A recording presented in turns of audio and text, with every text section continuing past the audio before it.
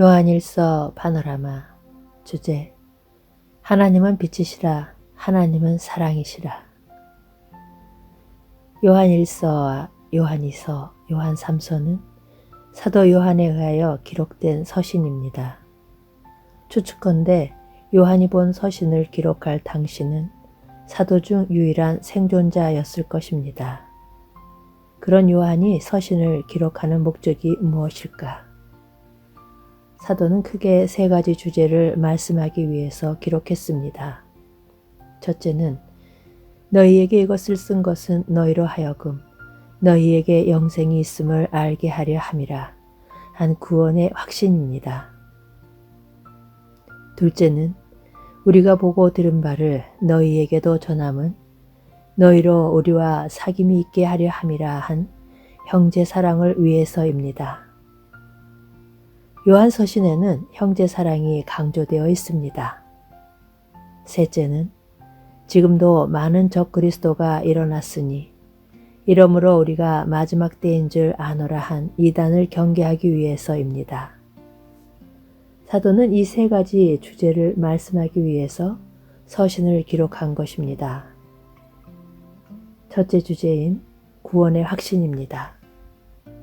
사도는 내가 하나님의 아들의 이름을 믿는 너희에게 이것을 쓴 것은 너희로 하여금 너희에게 영생이 있음을 알게 하려 함이라.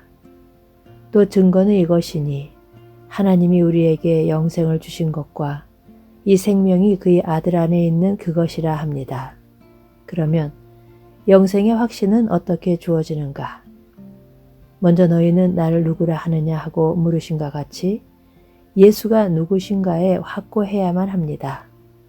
그러므로 사도는 복음서의 서두를 태초에 말씀이 계시니라. 이 말씀이 하나님과 함께 계셨으니 이 말씀은 곧 하나님이시라 하고 시작을 했는데, 요한일서의 서두도 태초부터 있는 생명의 말씀에 관하여는 하고 그리스도가 누구신가 하는 본질을 말씀함으로 시작하고 있는 것입니다. 형제는 너는 나를 누구라 하느냐 하는 주님의 물으심에 무엇이라고 대답을 하실 것입니까? 다음은 말씀이 육신을 입고 오셔서 우리를 위하여 무엇을 행해 주셨는가? 즉 이 땅에 오신 목적이 무엇인가에 확고해야만 구원의 확신을 가질 수가 있습니다. 저는 우리 죄를 위한 화목제물이니 오직 하나님이 우리를 사랑하사 우리 죄를 위하여 화목제로 그 아들을 보내셨음이라 하고 말씀합니다. 어찌하여 사도는 화목제물이 되셨다고 말씀합니까? 죄가 하나님과 우리 사이를 단절시켰고 원수되게 하였기 때문입니다. 그런데 하나님의 아들 그리스도께서 화목제물이 되어주심으로 하나님과 사귐이 있게 되었음을 말씀하기 위해서인 것입니다. 이를 믿는 자에게 구원의 확신이 주어지는 것입니다.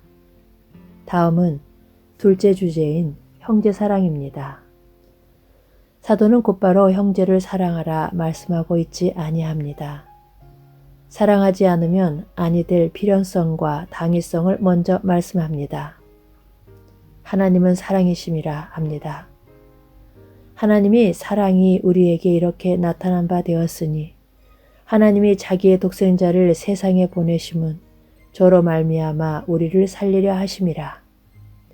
사랑은 여기 있으니 우리가 하나님을 사랑한 것이 아니요 오직 하나님이 우리를 사랑하사 우리 죄를 위하여 화목제로 그 아들을 보내셨음이라 하고 말씀한 후에 사랑하는 자들아 하나님이 이같이 우리를 사랑하셨은즉 우리도 서로 사랑하는 것이 마땅하도다 하고 그 필연성을 말씀합니다. 하나님께서 우리에게 베푸신 엄청난 사랑을 알고 믿고 그리하여 마음에 하나님의 사랑이 부은 바 된 사람이라면 형제를 사랑하는 것은 너무나 마땅한 일이라는 것입니다. 그러므로 사도가 말씀하는 형제 사랑은 윤리적인 차원이 아니라 형제를 사랑함으로 사망에서 옮겨 생명으로 들어간 줄을 알거니와 사랑치 아니하는 자는 사망에 거하느니라 하는 신학적인 차원으로 말씀하고 있다는 점입니다. 구원을 얻었다는 것은 사망에서 생명으로 옮겨짐을 의미합니다. 그런데 형제를 사랑함으로 옮겨졌다는 뜻이 아닙니다. 형제를 사랑하는 것을 보아서 그가 사망에서 옮겨 생명으로 들어간 줄을 알게 된다는 것입니다. 반대로 사랑하지 않는 자는 옮겨진 자가 아니요 아직 사망의 진영에 거하는 자라는 것입니다. 사탄은 하나님께 속한 자들을 미워합니다. 그런데 사망에서 생명으로 옮겨졌다고 말하면서도 같은 형제들인 그리스도인을 사랑하지 않는다면 그는 아직 사탄의 진영에 속해 있는 증거라는 말씀입니다. 셋째 주제는 이단에 대한 경계입니다. 아이들아, 이것이 마지막 때라. 적 그리스도가 이르겠다 함을 너희가 들은 것과 같이 지금도 많은 적 그리스도가 일어났으니 이러므로 우리가 마지막 때인 줄 아노라 합니다. 그러므로 영을 다 믿지 말고 오직 영들이 하나님께 속하였나 시험하라 합니다. 그러면 적 그리스도의 정체가 무엇입니까? 예수 그리스도께서 육체로 오신 것을 시인하는 영마다 하나님께 속한 것이요 예수를 시인하지 아니하는 영마다 하나님께 속한 것이 아니니 이것이 곧 적 그리스도의 영이니라 합니다. 진리의 영과 미혹의 영을 이로써 아느니라 합니다. 이는 표현만 다를 뿐이지 앞에서 말씀한 예수가 누구신가, 그는 왜 오셨는가와 결부된 문제입니다. 당시 이단들은 그리스도가 육신을 입고 오셨다는 것을 부인을 했습니다. 육신을 입고 오심을 부인하게 되면 우리 죄를 위한 화목제물이 되셨다. 즉 죽으시고 다시 사셨다는 점도 세워지지 않게 되는 것입니다. 오늘날엔 반대로 육신을 입고 오신 그리스도가 성자 하나님이심을 부인하는 자들이 있음을 경계해야만 합니다. 사도는 영들이 하나님께 속하였나 시험하라 합니다. 그러면 무엇으로 시험하는가? 저희는 세상에 속한 거로 세상에 속한 말을 하매 세상이 저희 말을 듣느니라. 우리는 하나님께 속하였으니 하나님을 아는 자는 우리의 말을 듣고 하나님께 속하지 아니하는 자는 우리 말을 듣지 아니하나니 진리의 영과 미혹의 영을 이로써 아느니라 하고 그가 하는 설교로 참과 거짓을 시험하라 합니다. 그런데 사도는 그냥 말이라고만 하는 것이 아니라 진리의 영과 미혹의 영을 이로써 아느니라 하고 영의 활동임을 말씀합니다.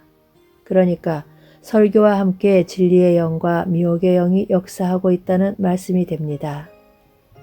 진리의 영이란 성령인데 어찌하여 성령이라 하지 않고 진리의 영이라 하는가? 그리스도께서 이루어 놓으신 복음 진리를 증거하러 오셨기 때문입니다. 그렇다면 결론은 분명해진다 하겠습니다. 그 설교자가 진리의 영에 충만해 있다면 누구의 무엇을 증거하기를 열망하게 될 것입니까? 그러므로 사도는 너희는 처음부터 들은 것을 너희 안에 거하게 하라 하고 거함을 강조합니다. 무려 30회 정도 등장합니다. 왜냐하면 이단에 미혹되는 원인이 어디에 있느냐 하면 처음에 받은 복음 진리에 거하지 않고 새로운 것, 신비스러운 것을 추구하려는 데 있기 때문입니다. 너희는 주께 받은 바 기름 부음이 너희 안에 거하나니. 그렇습니다. 성령께서 형제 안에 거하시지 않습니까? 이상한 것을 추구하려 하지 마십시오. 유월절 양의 피가 뿌려진 대문 안에 거하여야 합니다. 밖으로 나가려 하지 마십시오. 요한일서에는 기록 목적인 세 주제와 결부된 핵심적인 단어들이 있는데 첫째가 사귐입니다. 사귐은 두 방면으로 이루어지는데 수직적으로는 하나님과의 사귐이 있고 수평적으로는 성도 상호 간의 사귐입니다. 구원을 얻었다 하는 것은 하나님과의 사귐과 성도와의 교제가 회복되었음을 의미합니다. 이 점에서 하나님과의 사귐과 결부되는 요소는 하나님은 빛이시라는 점입니다. 그러므로 만일 우리가 하나님과 사귐이 있다 하고 어두운 가운데 행하면 거짓말을 하는 사람이라고 말씀합니다. 성도와의 사귐과 결부되는 요소는 하나님은 사랑이시라는 말씀입니다. 누구든지 하나님을 사랑하노라 하고 그 형제를 미워하면 이는 거짓말하는 자니 즉 가짜 그리스도인이라는 것입니다. 요한일서에는 계명이라는 말이 많이 등장하는데 요한 사도가 말씀하는 계명은 한마디로 사랑입니다. 그리고 하나님은 빛이시라, 하나님은 사랑이시라가 둘이 아니라 하나이듯이 하나님 사랑과 형제 사랑은 둘이 아니라 하나라는 것입니다. 보는 바 그 형제를 사랑치 아니하는 자가 보지 못하는 바 하나님을 사랑할 수가 없느니라 합니다. 그래서 요한일서에는 거짓말하는 자라는 말이 4번이나 등장합니다. 이는 거짓 선지자가 있듯이 거짓 그리스도인도 있다는 뜻입니다. 그러므로 요한서신은 우리의 신앙을 계속적으로 검증을 합니다. 어떤 기준에 의해서입니까? 하나님은 빛이시라, 하나님은 사랑이시라 한 두 명제에 의해서 우리 신앙의 진실 여부를 검증을 합니다. 그러므로 요한일서는 신학적인 이론이나 추상적인 관념들이 아니라 우리의 내면을 엑스레이 촬영하듯 투시하고 벌거벗은 듯이 드러나게 합니다. 그리하여 누군가의 말과 같이 본 서신에는 백과 흑만이 있을 뿐 회색이 없습니다. 이러므로 하나님의 자녀들과 마귀의 자녀들이 나타나나니 합니다. 두 번째 핵심 단어가 속하다는 말입니다. 이는 소속을 나타내는 말로 16회 정도 등장합니다. 하나님께 속한 자가 있고 마귀에게 속한 자가 있다는 것입니다. 저희가 우리에게서 나갔으나 우리에게 속하지 아니하였나니 만일 우리에게 속하였다면 우리와 함께 거하였으려니와 저희가 나간 것은 다 우리에게 속하지 아니함을 나타내려 함이라 합니다. 지구상에 많은 나라 많은 민족이 있다 하여도 영적 논리로 하면 두 나라와 두 진영이 있을 뿐입니다. 두 진영에 동시에 속할 수도 없거니와 그렇다고 아무 진영에도 소속되지 않는 중간의 경계에는 없습니다. 빛 가운데 행하는 자는 하나님께 속한 자고 어둠 가운데 행하는 자는 사탄에게 속한 자요. 형제를 사랑하는 자는 하나님께 속한 자이고 미워하는 자는 마귀에게 속한 자라고 말씀합니다. 설교자도 그가 하는 설교가 복음을 증거하고 있느냐, 세상적인 말을 하고 있느냐 여부에 따라서 하나님께 속한 자가 있고 세상에 속한 자가 있다는 것이 됩니다. 세 번째 핵심 단어가 알미입니다. 요한일서에는 안다는 의미라는 말이 30회 정도나 나타납니다. 신앙인격은 지정의적인 것입니다. 듣고 아는 지적인 요소가 먼저입니다. 그리고 듣고 아는 것이 믿음이라는 정서를 산출하고 연후에 행함이라는 의지적 요소가 뒤따르게 되는 것입니다. 문제는 듣지도 못한 일을 어찌 믿으리요, 전파하는 자가 없이 어찌 들으리요에 있습니다. 교회에 출석한 지 1년이 되어도 복음의 진술을 듣지 못할 수도 있는 것이 오늘의 실정입니다. 그러므로 암과 함께 생각할 핵심어는 하나님께로서 난 자, 주님께서는 요한복음에서 거듭나야 하나님 나라에 들어갈 수가 있다고 말씀하셨는데 요한 사도도 하나님께로 난 자, 즉 거듭남을 7번이나 강조하고 있습니다. 거듭남입니다. 거듭남, 즉 태어나는 것이 성결 문제입니다. 하나님의 진영에 태어나야 속하게도 되고 사랑도 하고 교제를 할 것이 아닌가. 그렇다고 교회에 등록하기만 하면 거듭나는 것은 아닙니다. 너희도 진리의 말씀, 곧 구원의 복음을 듣고 또한 믿어 약속의 성령으로 거듭나게 되는 것입니다. 그러면 구원의 복음이 무엇인가? 복음서를 설교한다고 복음을 전하는 것은 아닙니다. 구원의 복음은 예수는 우리 범죄함을 위하여 내어줌이 되고 또한 우리를 의롭다 하심을 위하여 살아나셨느니라. 즉 우리 죄를 인하여 대신 죽으시고 다시 살아나셨다는 데 있기 때문입니다. 그러므로 사도 요한이 말씀하는 알미란 지식에 근거한 확신을 의미합니다. 그래서 사도는 결론 부분에서 확신을 의미하는 안다는 것을 강조함으로 마치고 있습니다. 내가 하나님의 아들의 이름을 믿는 너희에게 이것을 쓴 것은 너희로 하여금 너희에게 영생이 있음을 알게 하려 함이라. 우리가 무엇이든지 구하는 바를 들으시는 줄을 안즉 우리가 그에게 구한 것을 얻은 줄을 또한 아느니라. 하나님께로서 난 자마다 범죄치 아니하는 줄을 우리가 아노라. 하나님께로서 나신 자가 저를 지키심에 악한 자가 저를 만지지도 못하느니라. 또 아는 것은 우리는 하나님께 속하고 온 세상은 악한 자 안에 처한 것이며 또 아는 것은 하나님의 아들이 이르러 우리에게 지각을 주사 우리로 참된 자를 알게 하신 것과 또한 우리가 참된 자 곧 그의 아들 예수 그리스도 안에 있는 것이니 합니다. 하나님이 주시지 않아서 받지를 못하는 것이 아닙니다. 능력이 없어서 이기지 못한 것도 아닙니다.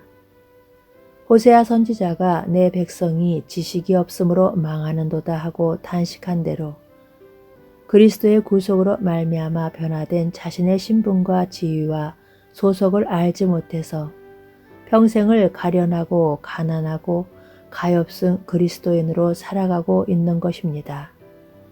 끝으로 요한일서를 한마디로 요약을 한다면 그의 계명은 이것이니 곧 그 아들 예수 그리스도의 이름을 믿고 그가 우리에게 주신 계명대로 서로 사랑할 것이니라 한 말씀, 즉 믿음과 사랑입니다. 바라기는 구원을 얻었다는 믿음의 확신을 가지고 형제를 사랑하며 세상을 이기는 그리스도인들이 되시기를 기원합니다. 아멘.